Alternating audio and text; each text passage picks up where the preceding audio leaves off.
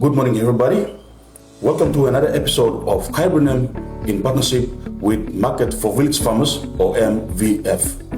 I am Theodote, your host. Market for Village Farmers, or commonly known as MVF, is a project initiated and funded by the IFAD and the government of Papua New Guinea, working under Fresh Produce Development Agency, or FPDA.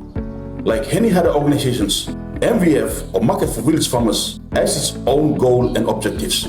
The goal of MVF is to improve the livelihoods of village farming households in targeted provinces by facilitating their transition from semi-subsistence agriculture to market-oriented production and farming as a business, and its development objective is to achieve sustainable increased returns to village farming households from increased marketed productions.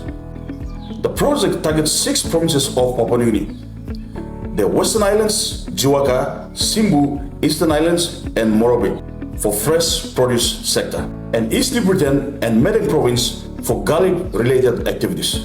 Speaking of Galib Nut, the recent development of Galib Nut Partnership has scaled up the project activities to Madang, despite it is not yet a project province. So MVF targets around 25,000 farming households, benefiting about 125,000 people. So the project has 3 components. And the component 1 is the inclusive business partnership that supports all the activities required to build and implement business partnership. And the component 2 fosters supportive value chain investment complements. This is basically partnership investment through sport improvements on feeder roads and facilitating access to financial services. And the component 3 fosters the collective governance and project management.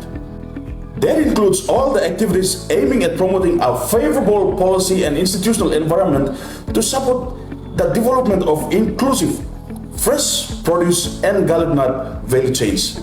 So you see, under these 3 components, these are some of the things that the MVF project has done and delivered. Firstly, they provide technical training. For example, they train people to build nursery house, storage shed, etc. Secondly, they provide nutritional training. For example, they train people on how to produce their own tomato sauces, jams, etc. The third training that they provided is financial inclusion. That, for example, they train farmers to do budget, have access to banks and financial institutions. Fourthly, they provide the GESI training. Under this falls gender equality, child abuse training, etc. And the 5th training that they provide is quality management training. These trainings are specifically provided and coordinated by the Market for Village Farmers, or MVF. This brings us to the end of this presentation. Until then, I'll see you in the next episode. I am Theodote, your host. I am out. Peace.